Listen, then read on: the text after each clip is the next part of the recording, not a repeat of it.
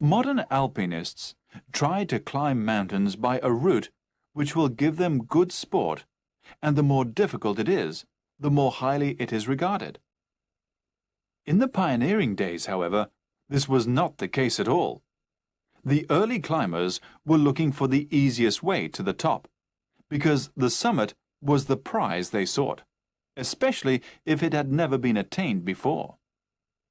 It is true that during their explorations they often faced difficulties and dangers of the most perilous nature.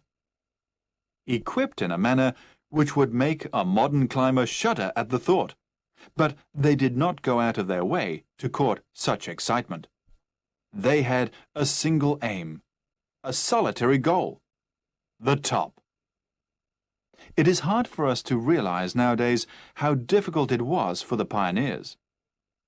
Except for one or two places, such as Zermatt and Chamonix, which had rapidly become popular, alpine villages tended to be impoverished settlements cut off from civilization by the high mountains.